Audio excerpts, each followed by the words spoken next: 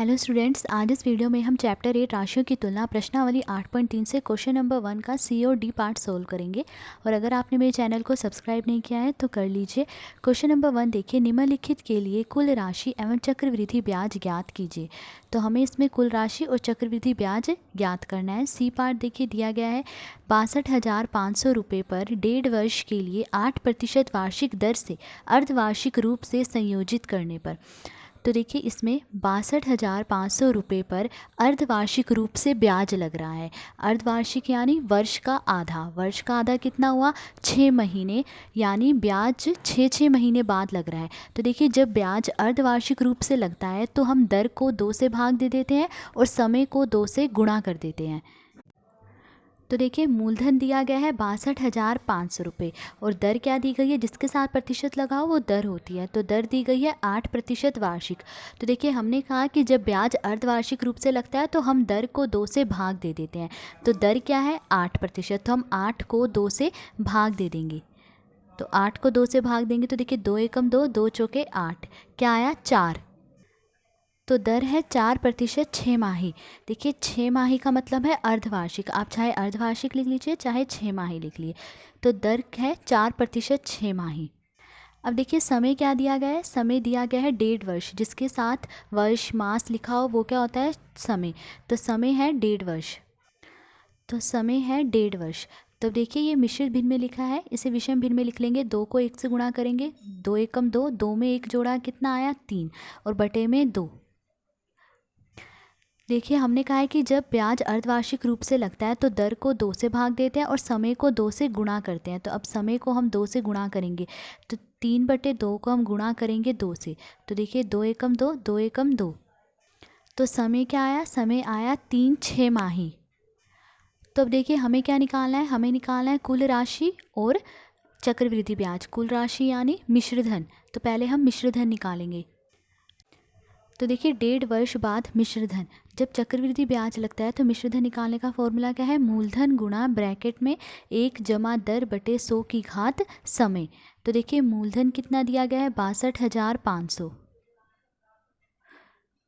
गुणा 1 जमा दर कितनी है? 4% 6 माही। दर कितनी है? 4 बटे में 100 और समय कितना है? 3 6 माही यानी 3। अब देखिए दोनों 4 से कट जाएंगे। 4 एकम 4, 4 दूनी 8, 4 पंजे 20। तो 62,500 गुणा ब्रैकेट में 1 फिर जमा 1 बटे में 25 फिर घात 3। फिर 62,500 लिखेंगे गुणा, देखिए 25 को 1 से गुणा करेंगे 25 आएगा, 25 में 1 जोड़ेंगे 26 आएगा, 26 और बटे में क्या है? 25 की घात 3। अब देखिए 26/25 की घात 3 का मतलब क्या है कि 26/25 को हम 3 बार लिखेंगे। तो 62,500 गुणा 26/25 गुणा 26/25 गुणा 26/25। तब देखिए ये दोनों जो हैं 25 से कट रहे हैं। 25 एकम 25, इसे 25 से काटेंगे तो क्या आएगा? 2,500 आएगा।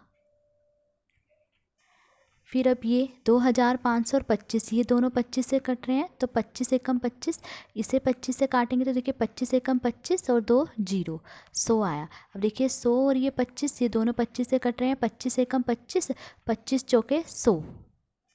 तो अब ऊपर वालों को ऊपर वाले से गुणा कर लेंगे और नीचे वालों को नीचे वालों से गुणा करेंगे। तो जब ऊपर वालों को गुणा करेंगे तो ऊपर क्या है? 4 26 26 26। तो इन सबको गुणा करेंगे तो गुणा करके क्या आएगा? गुणा कर कर आएगा 70,304। तो 1.5 वर्ष बाद मिश्रधन कितना है? 70,304 रुपये। अब चक्रवृद्धि ब्याज निकालेंगे। चक्रवृद्धि ब्याज निकालने का फॉर्मूला क्या है? मिश्रधन माइनस मूलधन। मिश्रधन में से मूलधन घटा देंगे। मिश्रधन कितना है? 70,304 माइनस मूलधन कितना दिया गया है? 62,500। तो इन्हें माइनस करेंगे तो क्या आएगा? 7,804 आएगा। तो चक्रवृद्धि ब्याज है 7,804 रुपये। तो यही हमें निकालना था। तो ये था सी पार्ट। अब डी पार्ट देखिए। डी पार्ट देखिए दिया गया है 8,000 रुपये पर एक वर्ष के लिए 9% वार्षिक दर से अर्धवार्षिक रूप से संयोजित करने पर।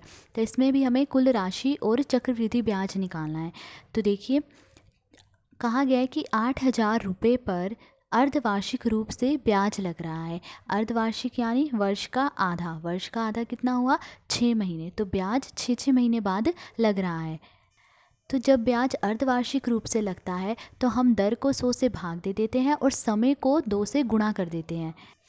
तो देखिए मूलधन दिया गया है 8,000 रुपये और दर क्या दी गई है? जिसके साथ प्रतिशत हो वो दर होती है। तो दर दी गई है 9% वार्षिक। तो हमने क्या कहा है कि जब ब्याज अर्धवार्षिक रूप से लगता है तो हम दर को 2 से भाग देते हैं और समय को 2 से गुणा कर देते हैं। तो दर को 2 से भाग देंगे तो दर यहाँ पर क्या है? 9। तो हम 9 को 2 से भाग दे देंगे तो क्या आएगा? 9/2। तो दर है 9/2% 6 माही। 6 माही लिख लीजिए चाहे अर्धवार्षिक लिख लीजिए, एक ही बात है। तो देखिए अब समय दिया गया है 1 वर्ष। ठीक है, तो जब जिसके साथ वर्ष या मास लिखा हो वो समय होता है। तो समय दिया गया है 1 वर्ष। तो हमने कहा है कि जब ब्याज अर्धवार्षिक रूप से लगता है तो दर को 2 से भाग देते हैं और समय को 2 से गुणा करते हैं। तो यहाँ समय कितना दिया गया है? 1। तो 1 को हम 2 से गुणा कर देंगे तो कितना आएगा? 2। तो समय कितना है? 2 छमाही। ठीक है, अब देखिए हमें क्या निकालना है? कुल राशि और चक्रवृद्धि ब्याज। तो पहले हम कुल राशि निकालेंगे। कुल राशि यानी मिश्र धन निकालेंगे। तो 1 वर्ष बाद मिश्र धन। तो देखिए मिश्र धन निकालने का फॉर्मूला क्या है? मूलधन गुणा ब्रैकेट 1 जमा दर बटे 100 की घात समय। देखिए मूलधन कितना दिया गया है? 8,000। तो हम यहाँ लिख लेंगे 8,000 गुणा 1 जमा दर कितनी है? 9/2। दर है 9/2 और गुणा 100। समय कितना है? 2 छमाही। तो हम यहाँ लिख लेंगे 2।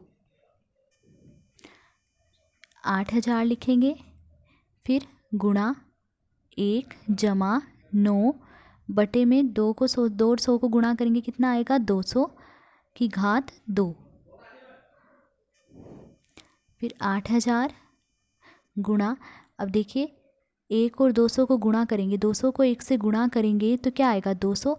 200 में 9 जोड़ेंगे कितना आएगा? 209 और बटे में 200 की घात 2। अब देखिए 209/200 की घात 2 का मतलब क्या है कि 209/200 को हम 2 बार लिखेंगे। तो 8,000 गुणा 209 बटे में 200 फिर गुणा 209 बटे में 200। तो देखिए 2 जीरो से 2 जीरो कट जाएगी, फिर 1 जीरो से 1 जीरो कट जाएगी। फिर देखिए 8 और 2 ये दोनों जो हैं 2 से कट जाएंगे। 2 एकम 2, 2 चौके 8।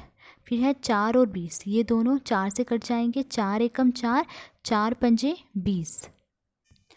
अब देखिए जो ऊपर वाले हैं उनको ऊपर वालों से गुणा कर लेंगे और जो नीचे हैं उन्हें नीचे वालों से गुणा कर लेंगे।